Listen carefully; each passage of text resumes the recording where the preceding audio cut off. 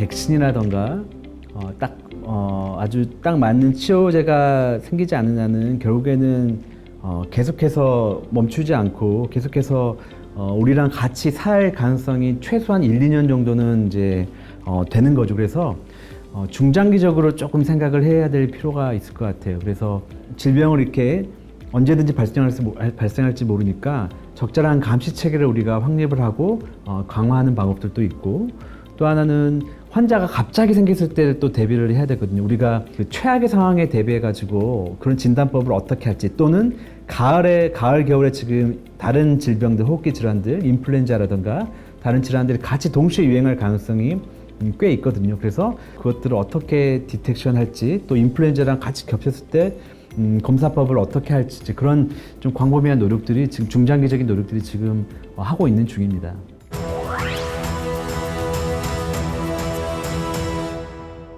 나라마다 좀 인플루엔자라든가 같이 유행한 호흡기 바이러스에 대한 좀 각 국마다, 각 대륙마다 조금씩 차이는 있고요. 그러니까 만약에 같이 유행한다고 했을 때는 이 코비드 19과 다른 기타 바이러스 질환, 호흡기 바이러스 질환들을 서로 간에 이제 전파가 되지 않도록 그 동선을 분리해주고, 그런 호흡기 질환이 있거나 발열이 있는 환자들은 좀 이렇게 분리를 해가지고 그분들만 좀 진료할 수 있는 동선, 또 공간을 마련해 주는 게 중요하고요. 우리나라도 지금 준비 중에 있는 게 호흡기 클리닉이라는 걸 지금 준비를 하고 있고요.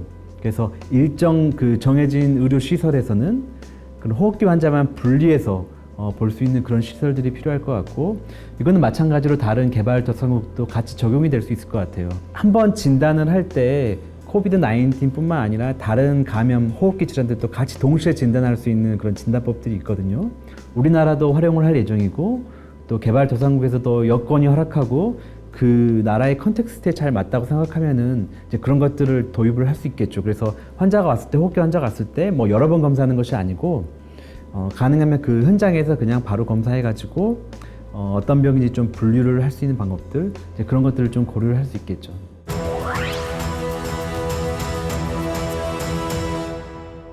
우리나라 같은 경우에는 지금 뭐 말라리아라든가 HIV가 그렇게까지 문제가 되고 있지 않지만은, 개발도상국 같은 경우에는 뭐 WHO나 유니세프의 뭐 보고에 따르면은 지금 코비드 19 때문에 의료 체계가 지금 어느 정도 잘 작동을 하지 않는 그런 기미가 보이고, 실제로 그런 현상들이 나타나고 있기 때문에, 예를 들면 HIV가 6개월 동안 항바이러스제가 공급이 만약에 안 된다고 가정을 했을 때는 70만 명, 60만 명 정도 사람들이 이 질병 때문에 추가적으로 사망한다는 그런 모델링 결과도 있고, 말라리아도 마찬가지인데 개발도상국에서 이 모기장이 제대로 공급되지 않고 항말라리아 약들이 제대로 공급되지 않으면은 굉장히 많은 몇십만 명의 사람들이 사망할 수 있다는 그런 연구 결과들이 있거든요. 개발도상국 같은 경우에는 접근성이 굉장히 떨어지고, 혹은 그 병원의 보건소에 일하는 의료진들이 코비드 19 때문에 일을 하기 때문에 그 평상시 예방접종에 관련된 일을 할 수도 없게 되잖아요. 그러므로 인해서 지금 예방접종률이 떨어진 현상들이 지금 개발도상국에서 발생을 하고 있거든요. 특히나 뭐 브라질이라든가 남미 쪽에 굉장히 지금 심각하고, 우리나라는 아직까지 큰 영향을 받지 않는 것처럼 보이긴 하지만, 일부 백신을 제외하고는. 근데 이런 것도 개발도상국에서는 굉장히 크게 신경을 써야 되는 질병 중에 하나라고 생각을 합니다.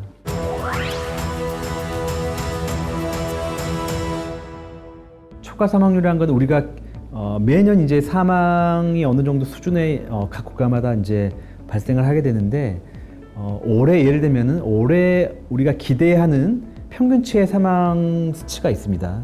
그런 예상했던, 기대했던 그 수치보다도 더 많이 그 초과하는 그 분량의 사망을 초과 사망이라고 하고요. 코비드 19 때문에 생긴 여러 가지 파장들이 있잖아요. 의료 체계가 무너진다거나, 예를 들면 환자가 갈 병상이 없다거나, 그런 또한 접근성의 문제 때문에 다른 질병으로 돌아가시지 말아야 될 분들이 또 사망하는 경우가 생기는 거죠. 초과 사망이라는 게 중요한 이유가, 이 초과 사망이 어느 정도 되냐에 따라서 그 나라의 그 지역의 의료 시스템이 잘 버텨내고 있구나, 아니면은 이게 지금 과부하가 걸려가지고 작동을 하지 않구나, 그거를 좀 유추해 볼 수 있는 자료이기 때문에 굉장히 중요한 단서가 될 수 있는 거죠. 지금 우리가 갖고 있는 의료 체계가 그 초과 사망률이 이만큼 높기 때문에 우리의 의료 체계가 굉장히 과부하를 지금 겪고 있구나.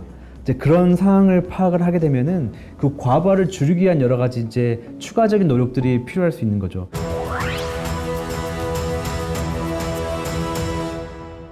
우리도 지금 많이 이제 의료진들이라든가 방역 당국에서 피로감을 느끼고 있는 게 사실이거든요. 협력국도 근데 당연히 마찬가지고.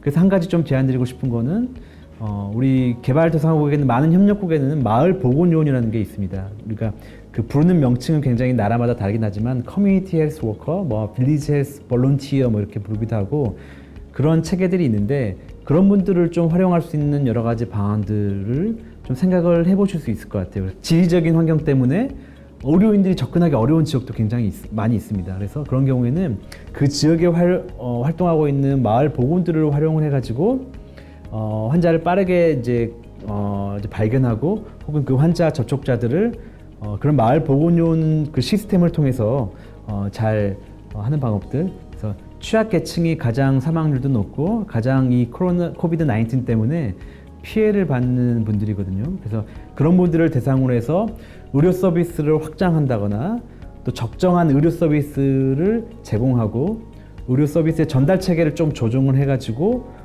접근할 필요가 있죠. 뭐 예를 들면은 수상가옥이라든가 뭐 그런 또 산골에 이렇게 사시는 분들 접근성이 굉장히 떨어져서 백신을 예를 들면 우리 같은 경우에는 다 의료 보건소에 와서 의료기관에서 맞지만 그런 분들은 접근하기 굉장히 어렵거든요. 이제 그런 경우에는 뭐 찾아가는 서비스를 제공한다거나 이제 그런 식을 통해서 이런 소외받는 계층들이 피해를 입지 않도록 하는 게 필요합니다.